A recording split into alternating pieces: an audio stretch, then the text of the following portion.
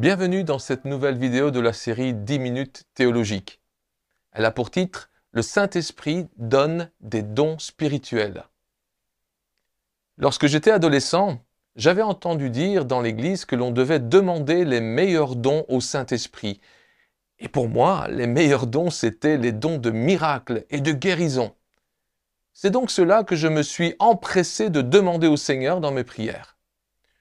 Jusqu'à ce que je comprenne que lorsque l'apôtre Paul écrivait aux Corinthiens « Aspirez aux dons les meilleurs » en 1 Corinthiens chapitre 12 verset 31, il leur écrivait également dans le même chapitre 12 que le Saint-Esprit distribue ses dons à chacun comme il veut, verset 11, et que de plus, ceux-ci nous sont donnés non pour notre satisfaction personnelle, mais pour le bien de tous dans l'Église, verset 7.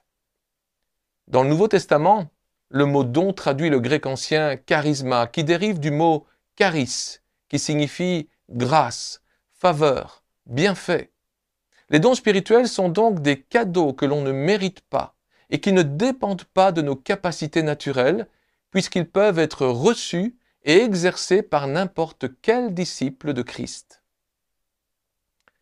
Je vous propose donc, en quelques minutes, d'examiner une des listes des dons spirituels que l'on trouve dans le Nouveau Testament, celle d'1 Corinthiens chapitre 12, versets 8 à 11. Le premier don que nous trouvons dans cette liste, au verset 8, est une parole de sagesse.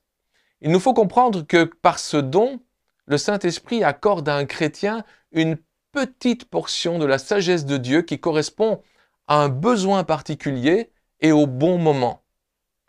Remarquez que ce don ne fait pas de ce chrétien quelqu'un de plus sage de manière générale, puisque cela ne l'empêchera pas de commettre des erreurs de jugement à d'autres moments. Le deuxième don cité, toujours au verset 8, est une parole de connaissance. Et il y a principalement deux manières de comprendre ce don. La première, c'est qu'au moyen de la parole de connaissance, le Saint-Esprit permet à un chrétien d'exprimer une petite partie de la connaissance illimitée de Dieu. Autrement dit, le Saint-Esprit pousse un disciple de Christ à dire des choses que ses propres capacités ne lui permettraient pas de connaître. La seconde façon de comprendre ce don présente la parole de connaissance comme une déclaration de la part d'un chrétien qui apporterait, lors d'un enseignement, une révélation surnaturelle de la parole de Dieu. Dans ce cas, ce don permettrait d'atteindre une compréhension plus approfondie des Écritures. Les trois dons suivants sont généralement groupés sous l'appellation « dons de puissance ». En cela, ils se distinguent de tous les autres qui se manifestent plutôt par des paroles. Et ce n'est pas un hasard si la foi est placée en tête de ce groupe, car elle est le fondement des autres dons de puissance. Je vous propose donc de les examiner dans l'ordre du texte biblique. Tout d'abord au verset 9, le don spirituel de foi, qui est une qualité spéciale de la foi, une qualité que les anciens théologiens appelaient la foi des miracles. Le don de foi est donné à un chrétien à un moment particulier pour répondre à un besoin précis, afin que ce chrétien puisse s'élever au-dessus du niveau ordinaire de sa foi en Dieu et qu'il reçoive dans son être intérieur une certitude qui triomphe de tout, une conviction particulière que sa prière a été exaucée et que Dieu a accompli son œuvre. Le don suivant concerne les manifestations de la puissance de Dieu dans le domaine de la maladie. Et la particularité de ce don, c'est que les deux mots « don » et « guérison » sont tous deux au pluriel dans le texte grec.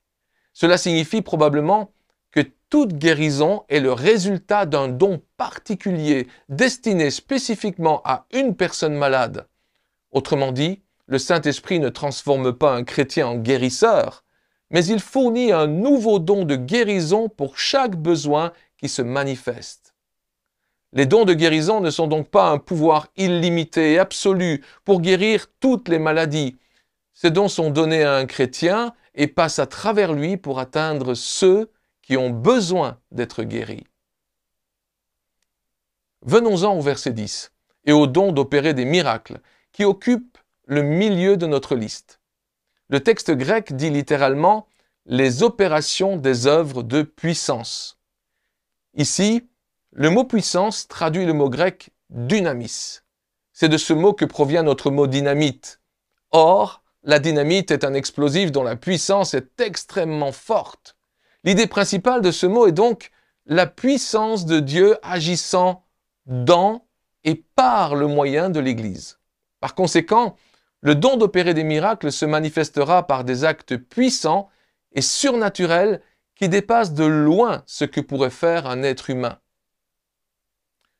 Quelle différence y a-t-il entre les dons de guérison et celui d'opérer des miracles? Alors pour certains, la différence majeure se situe dans le temps. Lorsqu'une guérison se produit instantanément, c'est un miracle qui s'accomplit. Mais lorsqu'une personne est guérie graduellement, alors c'est un don de guérison qui a été donné. Pour d'autres, la différence se situe dans le fait que les miracles sont des interventions divines dans le monde physique et la nature, et donc ne concernent pas le corps humain et ses maladies. Le sixième don de notre liste est le don de prophétie.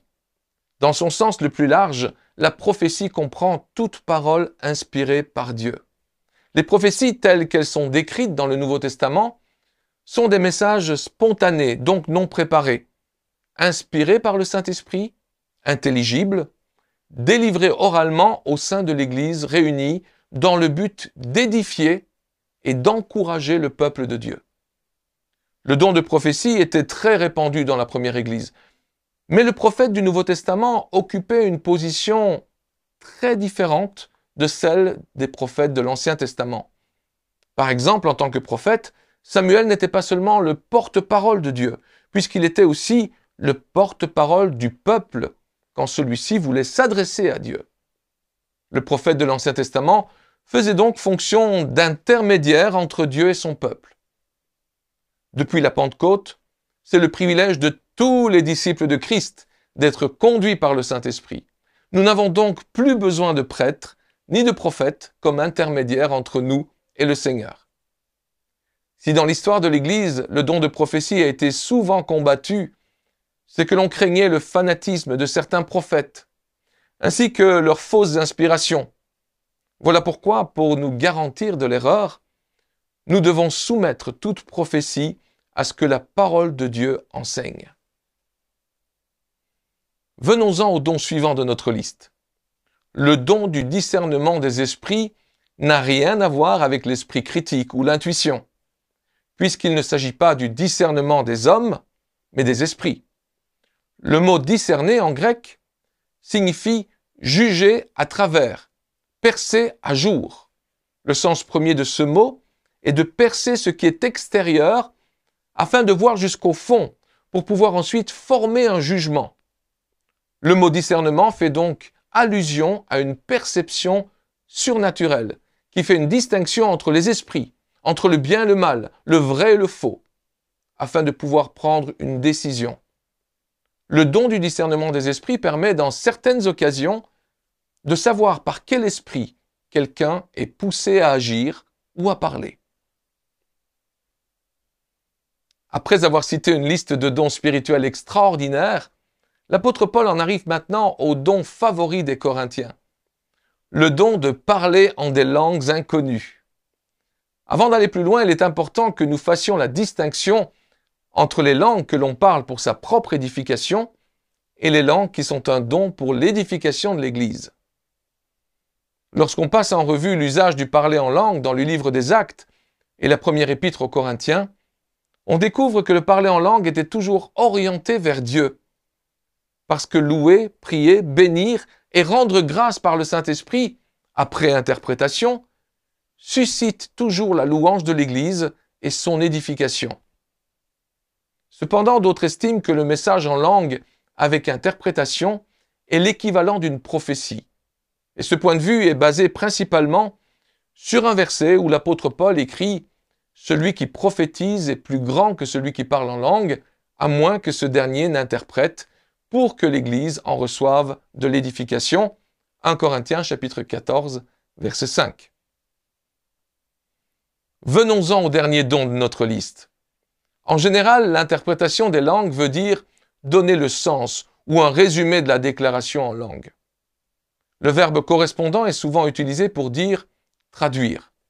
Mais cela peut également vouloir dire interpréter. Et même quand le mot signifie traduire, il ne faut pas nécessairement comprendre traduction mot à mot. Car le travail du traducteur est de transmettre l'idée d'un texte dans un langage qui soit compréhensible et correct du point de vue grammatical.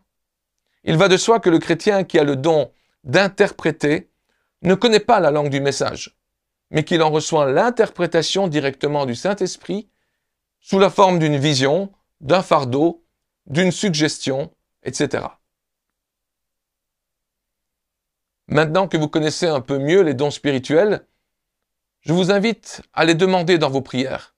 Mais comme je vous le disais en commençant, vous ne recevrez pas nécessairement ceux que vous désirez, mais vous recevrez ceux dont votre Église a besoin, car ces dons spirituels ne sont pas pour vous, mais pour le bien des autres et pour l'avancement du règne de Dieu.